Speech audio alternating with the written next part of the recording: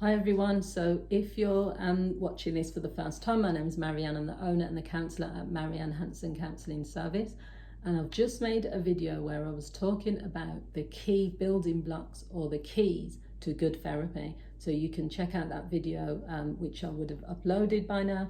And what I want to talk about in this video, I'm not going to go too much into depth, but is the function and the purpose of therapy.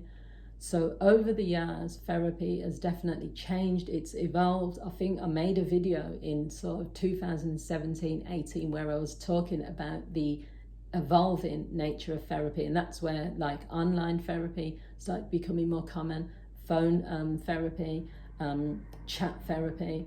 So that was just that is similar to online, but not video call, it's online chat.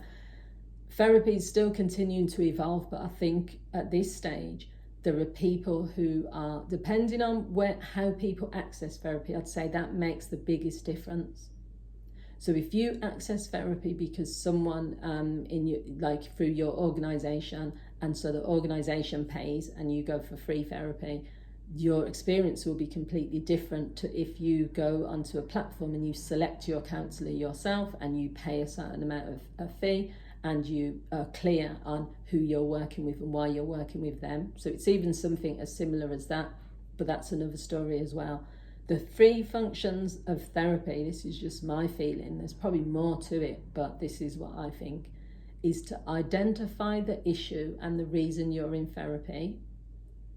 So because there are certain issues that will not mean that someone will need to access a therapist.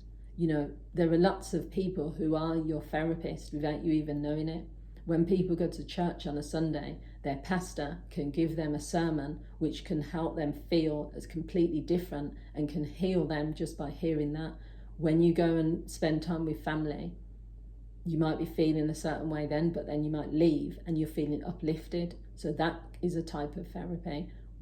For some people, shopping is their therapy. For some people, self-care is their therapy. So I'm not saying it in a blasé way, because it's not the same as having real therapy, but you still need to identify what it is that is leading you to need or want therapy, and identify what the issue is.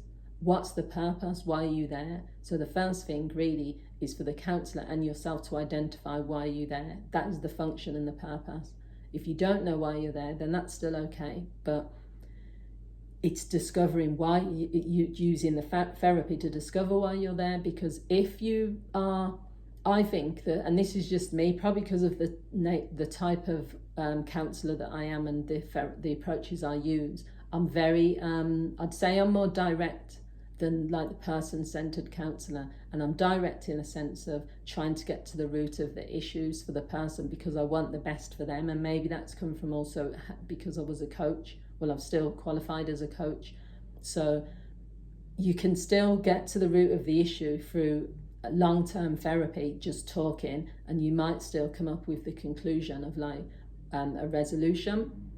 However, if you look at theory and you look at the main approaches that are used with counselling, CBT is becoming more and more common because people want strategies, people want solutions, people want options of, how can I fix this, if you like, or how can I address this problem. So identifying the issue is one function. The second one is to working through doing the work.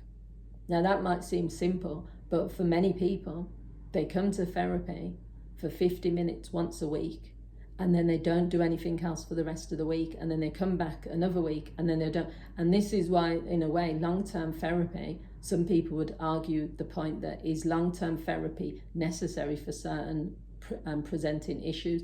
I'm on the fence for that, because I think long-term therapy, definitely for trauma, for childhood abuse, for grief, and for certain things which are not just going to be simply resolved and talked through, but for other things, I do think you can actually have short-term therapy and you can see really good success if you do the work outside. So the function of therapy is to be a propeller, but it's not to fix things in the session. The session is actually a springboard. The work is actually when you leave therapy. The clients that I've worked with over the years, where they've had progress, is because outside of therapy, they're doing the work, they're doing the worksheets, they're doing the strategies, they're putting things into place. I'm not saying that you have to do that to have success in therapy, because you don't.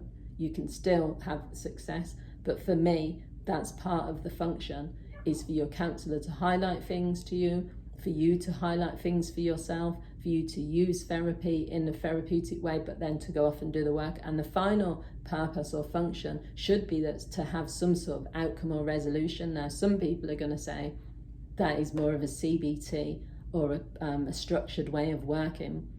But what I would say is the outcome or the resolution doesn't have to be solid or fixed. It doesn't have to be, I want to lose weight and that's why I'm coming to counselling. I want to work on my addiction and that's why. It could just be, I want to become more self-aware. Now, there's no measurement of that except you'll know yourself because you'll feel different. Or I want to be more assertive. I want strategies for my social anxiety. So the resolution or the outcome would mean that you no longer need to come to therapy, or you would say to your therapist, this week I went to this party, and usually for me I would never go to a party because I've got social anxiety. So your counsellor will then be building on that. They'll be giving you reassurance to say you look at the progress you've made, but they'll also be then trying more things with you to help you to gain momentum. So there is a function to therapy. Therapy is still a practice and a service. It's not the same as going out for a coffee and just sitting down with your friend. As I've said, there are people in your life that can provide you with a level of therapy, but when you come to speak to a professional, my feeling is that there has to still be some way of differentiating between what therapy is. And I do think over the next few years, it's going to change again. But I'd love to hear what you guys think, whether you've either been a client or you've had good or bad therapy. I'd like to hear your feedback. Thanks for watching. Bye.